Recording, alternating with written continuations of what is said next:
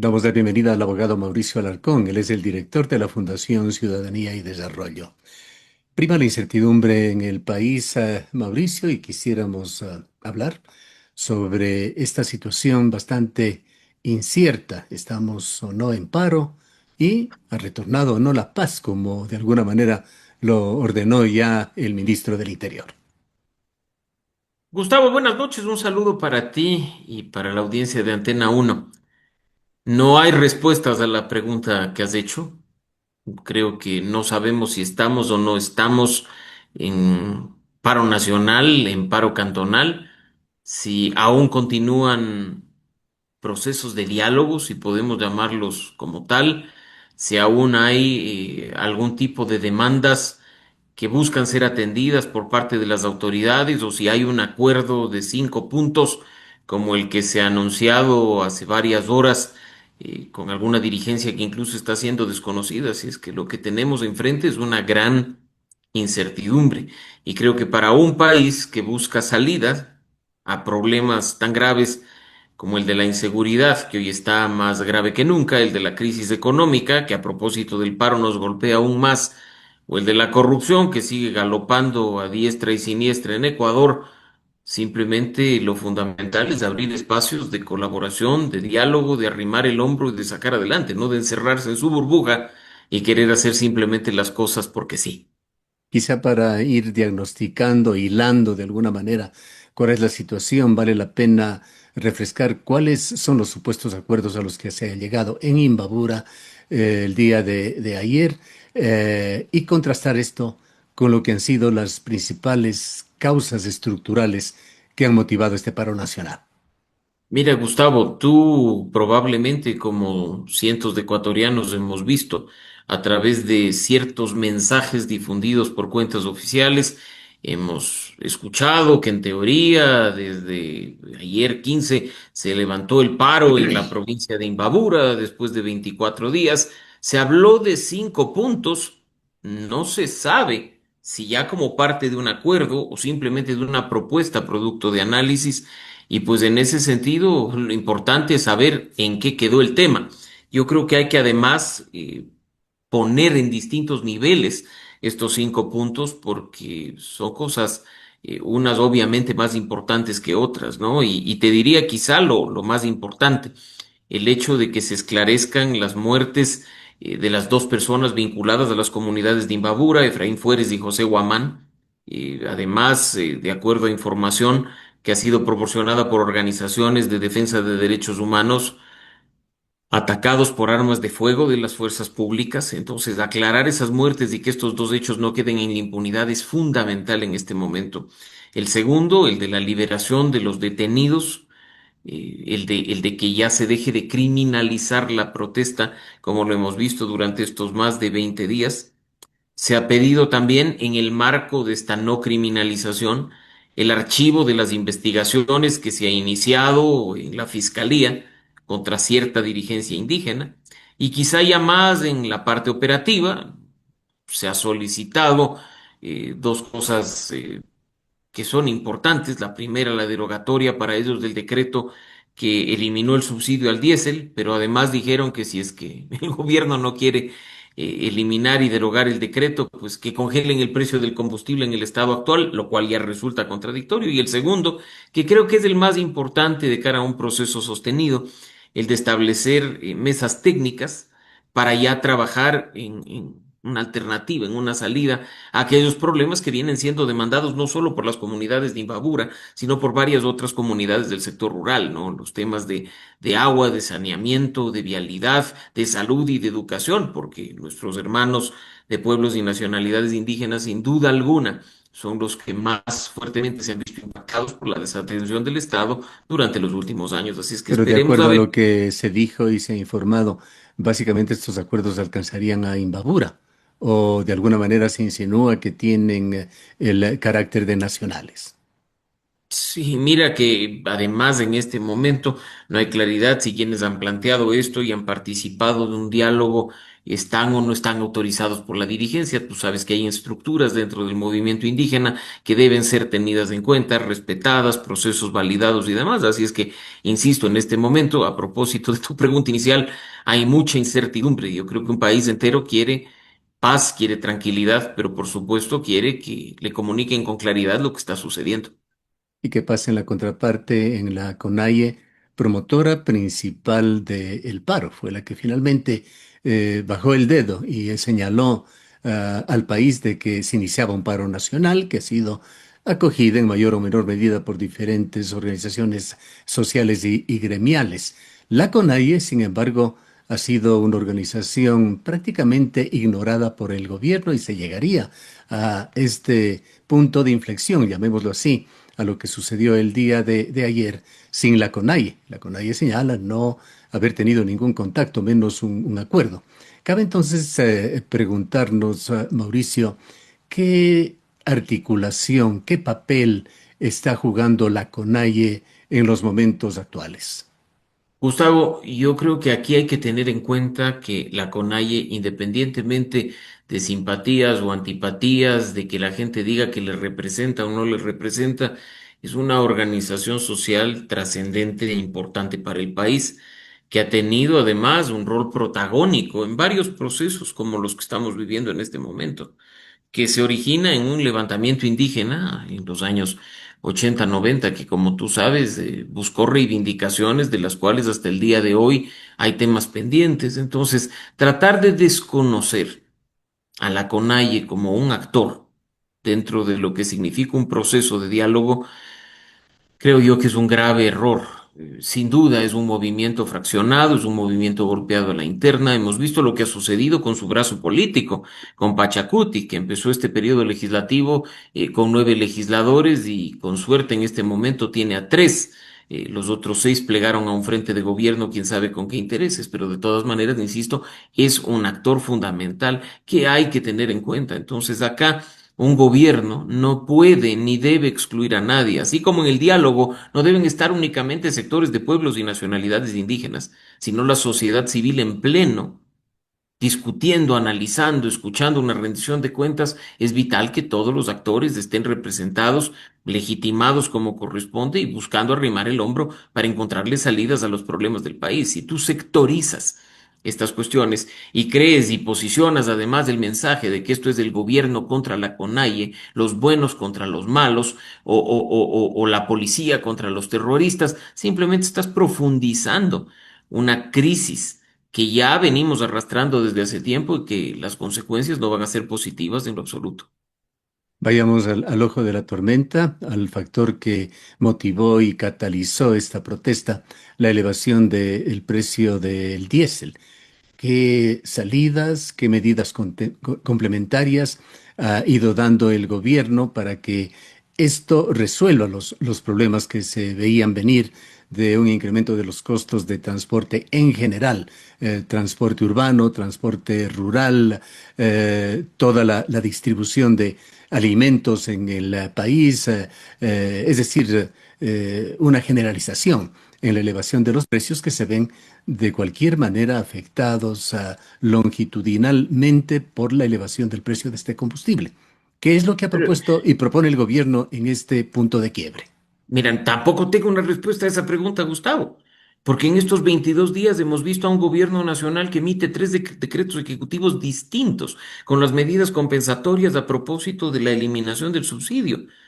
Lo que más bien genera dudas en el sentido de sobre qué base técnica se tomó la decisión de quitar el subsidio. Personalmente, y lo he dicho en otras ocasiones aquí contigo, yo creo que esos subsidios deben ser revisados, pero no porque hoy los quiero revisar y los quiero eliminar, sino sobre una base técnica. Lo que el país ha vivido durante todo este tiempo no es una política real de subsidios de ningún tipo, de ninguna manera. Esto ha estado enfocado en grupos de atención prioritaria o en grupos con mayor necesidad, ni ha sido una medida temporal. Si nos referimos específicamente al tema del diésel, son 5 décadas, Gustavo, en que nuestro dinero viene utilizándose para el subsidio específico de un combustible fósil que incluso ha sido objeto de contrabando, de otro tipo de actividades ilícitas. Yo sí quiero que si se va a utilizar mis recursos, se los utilice de la mejor manera y que los beneficios lleguen a quienes más necesitan. Si queremos y estamos preocupados de la situación del transporte, por ejemplo, ¿por qué no pensar en un subsidio enfocado en la persona? En el estudiante secundario, en el estudiante universitario, en el adulto mayor, en el jubilado, que sean ellos quienes reciban el beneficio, no el gremio de transportistas. Sinceremos el costo del transporte público, pero que el beneficio llegue a quienes efectivamente necesitan algún tipo de asistencia y que sea además muy bien focalizado y temporal, como corresponde a una política económica de subsidios. Pero ese diálogo no se está dando. Las medidas se comunican a la patada, las medidas compensatorias se revisan cada cierto tiempo, y lo que genera eso es, de nuevo, una espiral de problemas que ahora cada 3 años viene estallando, ¿no? 19, 22, 25, Ujú. que nos vamos a ver aquí contigo 3 años después, en 2028, frente a un nuevo paro nacional, frente a otras medidas, a repetir la historia. Quien no conoce la historia está condenado a repetir los mismos errores que nos tienen donde estamos. Es decir, que este núcleo lo focal no ha sido solucionado, no hay perspectivas claras de cómo va a quedar. ¿Qué pasa con el resto, con todo lo que ha catalizado y desencadenado esta medida que parte de la educación, parte de la salud del pueblo ecuatoriano, refresca ciertas decisiones que han sido controvertidas, pero no combatidas en su momento, como esa elevación discrecional del impuesto al valor agregado en el país, etcétera, etcétera? Sobre todo el resto de estas demandas de carácter social, ¿cuál ha sido la respuesta del gobierno? No hay respuesta, y eso es lo que preocupa, porque no estamos hablando de que nos dé respuestas satisfactorias. Un gobierno no está para satisfacernos, está para rendir cuentas, está para comunicar, está para contarle a sus mandantes qué está haciendo, por qué está haciendo, qué decisiones está tomando y por qué lo hace. Y eso es lo deficiente de todo esto, Gustavo. Cuando el gobierno planteó, y tú lo has mencionado hace un momento, una subida de 3 puntos al impuesto al valor agregado, se dijo que era para que este diferencial del IVA, que lo pagamos todos los ecuatorianos, desde cuando consumimos un alimento hasta cuando nos vamos pues de paseo en transporte público y todo, siempre está relacionado el IVA a todo esto. Se dijo que apuntaba a mejorar los temas de seguridad, a dotar de mayor y mejor infraestructura, policías y fuerzas armadas. ¿Por qué el gobierno no rinde cuentas de estos recursos? ¿Por qué tiene que declarar todo reservado en cuanto a contratación pública, en cuanto a gasto público, en la materia de seguridad? Se está utilizando ese dinero que nos pertenece en lo que se nos dijo se iba a utilizar, o está siendo utilizado para comprar medios de comunicación, para pautar en redes sociales de una campaña por el sí, o incluso para actos de corrupción, y hay que decirlo. Entonces, de nuevo, no se trata acá de que lo que nos diga el gobierno nos haga felices, se trata de que nos rinda cuentas respecto de las decisiones que está tomando. Y eso es una gran deficiencia que durante estos ya casi 2 años hemos visto en el gobierno de Daniel Noboa. Hablemos del derecho a la protesta social, protesta pacífica, en qué medida se ha respetado en Ecuador, qué características ha tenido la represión oficial, qué tan efectiva ha sido esa estrategia de militarización para contener las protestas en centros focalizados en Ecuador. Mira, el derecho a la protesta pacífica está consagrado en la Constitución, en los instrumentos internacionales y el gobierno debe garantizarlo. ¿Qué hemos visto lamentablemente durante este tiempo? Que sí hay focos de protesta violenta que tienen que ser combatidos por la fuerza pública, pero siguiendo protocolos. Hay algo que se llama uso progresivo de la fuerza. Hay manuales y hay políticas que están en manos de la policía y de las Fuerzas Armadas para atender estos casos en los que la protesta pacífica se torna violenta. Pero lo que hemos visto también del otro lado no corresponde con esto, Gustavo. Y no puedes apagar un incendio echando más gasolina. En ese sentido, hay derechos que tienen que ser garantizados por el Estado y que en su ejercicio nos corresponde a nosotros hacerlos de la manera correcta. Al Estado garantizarlos. Pero cuando uno y otro lado exceden lo que está establecido, Simplemente se da paso a cuestiones como las que hemos visto y particularmente el Estado, que parece en la persona de las Fuerzas Armadas y las Fuerzas Públicas no comprender lo que significa el que nosotros mismos les hayamos dado el monopolio del uso de la fuerza, responde de una manera brutal, pues como dijimos hace un momento, hemos tenido que lamentar en estos días el fallecimiento de al menos dos personas con armas de fuego de la policía o de las Fuerzas Armadas, y eso es inaceptable. Porque si tú estás bloqueando una carretera, tienen un protocolo para proceder y desbloquearla. Si tú estás manifestando y haciendo relajo en una plaza pública, tienen un protocolo. Pero para muestra un botón, Gustavo, lo que estamos viendo hoy en Imbabura no es sino una reedición de lo que se vio en Cuenca a propósito de las protestas de hace algunas semanas. Tuviste lo que sucedió. Los cuencanos fueron testigos de que protesta pacífica tuvo una reacción de la fuerza pública que no correspondía con protocolo alguno, que no garantizó el derecho. Yo no sé incluso si los grupos que estaban protestando, por ejemplo, han recuperado esas mantas tejidas a mano que fueron incautadas indebidamente y que se estaba reclamando. Ese tipo de cuestiones no tiene pies ni cabeza. Entonces, yo creo que acá hay mucho por trabajar y mucho por hacer de cara a recobrar la paz que este país necesita y que no solo va en línea con atacar al crimen organizado, sino también a que las fuerzas públicas hagan lo que corresponde y entiendan su rol respecto de los ciudadanos. Con las observaciones hechas en el marco de este mismo diálogo, Mauricio, ¿se puede hablar de cualquier manera de un proceso de pacificación en marcha o por lo menos de una tregua temporal? Mira, no lo sé, nada me gustaría más que una respuesta afirmativa a tu pregunta, pero creo que quienes tienen la respuesta a ella no están haciendo el trabajo que les corresponde. Para encontrar la paz respecto de la ciudadanía, un gobierno tiene que hablar, dialogar, escuchar y rendir cuentas. Y eso es algo que durante estos 2 años no hemos visto. Un gobierno que se impone por la fuerza, un gobierno que busca saltarse la Constitución y las normas, pero aplicarlas con toda la fuerza respecto de cierto grupo específico de ciudadanos, no puede definitivamente hacer algo como lo que tú estás planteando, ¿no? Alcanzar la paz. Ojalá haya mayor apertura, mayor inteligencia, más uso de sentido común, más madurez política que hoy nos falta para tratar juntos con apertura de hacer las cosas que puedan encaminar a Ecuador a recobrar la paz que durante ya mucho tiempo la ha perdido. Con respecto al comité de crisis del gobierno, ¿existe este? ¿Quiénes son los tomadores de decisiones que se van anunciando por lo general desde el Ministerio del Interior, del Ministerio de Gobierno o la Secretaría de Comunicación?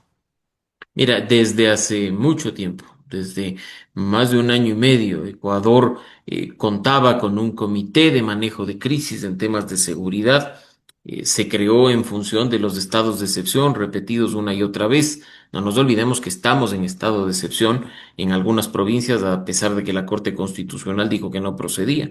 Y tú tienes en ese comité de crisis a personas que parten del presidente de la República o del delegado, pasando por quienes están hecho cargo de los órganos de seguridad pública, los responsables de la seguridad ciudadana, el responsable de la defensa nacional, pero también la gente del Sistema Nacional de Inteligencia, ¿no? Mira que ayer circularon imágenes y tú las debes haber visto, de que dentro del proceso de negociación se encontraba el ya tan mentado Fausto Jarrín de los servicios de inteligencia del gobierno, ex militante del correísmo, ex abogado de Rafael Correa, pero ahí muy presente defendiendo las tesis de Daniel Noboa. ¿Será que él forma parte de ese comité de crisis, de ese comité de seguridad? Lo importante en este caso es que incluso esos nombres puedan rendir cuentas y puedan decirle al país lo que está pasando, cómo se están tomando las decisiones y hacia dónde apuntan las salidas que de manera conjunta y colaborativa se están creando.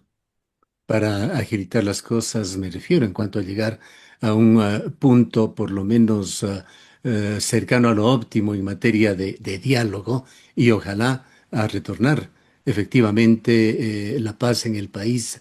No es el momento ya de pensar en que debe conformarse un comité de crisis plural, abierto, conocido y posiblemente institucional. Mira, y sin duda que tenga además la presencia de la sociedad civil, Gustavo. Ujú. No puede ser posible que el gobierno siga diciendo que no hay diálogo posible con la sociedad civil. En ese sentido, pues es la ciudadanía a través de la sociedad civil, y no me refiero a organizaciones en específico, sino a todas las formas de organización, la que puede hacer llegar mensajes, la que tiene que canalizar las cosas. La Constitución reconoce todas las formas de organización. La Constitución reconoce la necesidad de articularnos y de actuar de manera conjunta. Entonces, ese espacio tiene que ser mucho más allá que un grupete de amigos con cargos públicos diciéndose lo maravillosos que son o lo bien que están haciendo las cosas. Esos espacios tienen que estar abiertos a la crítica, al planteamiento de alternativas y al trabajo conjunto, la búsqueda de soluciones, ¿no? De nuevo, pero para llegar a ello se necesita un grado de madurez que durante estos 2 años el gobierno de Noboa no ha demostrado. Finalmente, Mauricio, si bien este tema no ha concluido, es un tema que continúa en desarrollo, además con un final muy inquietante, ¿qué lecciones va dejando este paro en términos de gobernabilidad democrática en Ecuador? Mira, creo que la principal lección, Gustavo, que aquello que se viene arrastrando desde 2019 y 2022 no puede quedar en el aire. Lo que estamos viendo es consecuencia de haber dejado a medio camino un proceso que costó mucho llevar a cabo y que independientemente de si tiene 3, 50 o 120 pedidos de los grupos que se sienten afectados por este tipo de decisiones, no puede quedarse en el aire. Las comunidades demandan respuesta. Y en ese sentido, un gobierno que debe dialogar, tiene que hacerlo. Un gobierno que debe rendir cuentas, tiene que hacerlo. Un gobierno que no debe confrontar y tiene que sentarse en una mesa, incluso con quienes lo critican, tiene que activarse. Caso contrario, estamos simplemente frente a alguien que cree que porque recibió el voto de la gente tiene un cheque en blanco para hacer lo que le venga en gana en lugar de gestionar lo público, lo que incluye también la gestión del conflicto. Entonces, creo que esas lecciones de continuar procesos, de no darlos por cerrados, de no dejarlos en el aire, es algo que también hoy tenemos que aprender. No vaya a ser que aquí crean que por firmar un documento con 5 puntos cuestionados, además, pone fin a todo, ¿no? Porque de nuevo, capaz que nos encontramos en 3 años, Gustavo, y analizamos un nuevo problema, un nuevo conflicto nacional, y de eso no se trata, ¿no? Esas profundas heridas de polarización, de odio, de racismo y hasta de xenofobia que hemos escuchado durante estas semanas, tienen que curarse de manera real y sincera. Tienen que ya de una vez por todas desaparecer de este país.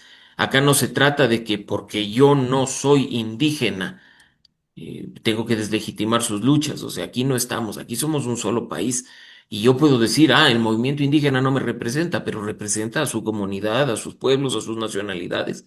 Y yo creo que acá estamos pensando en un Ecuador de todos, no en un Ecuador de buenos y malos, no en un Ecuador de morados contra turquesas, no, no. Tenemos que pensar en un Ecuador en el que todos nos sintamos representados y en el que todos arrimemos el hombro, insisto, para encontrar solución y salida a esos problemas que a todos nos están afectando. Bien, muchas gracias por haber estado con nosotros. Gracias, Gustavo. Un gran abrazo a la distancia para ti y un buen resto de noche para nuestra audiencia de Antena Uno. Igualmente, declaraciones del abogado Mauricio Alarcón, director de la Fundación Ciudadanía y Desarrollo.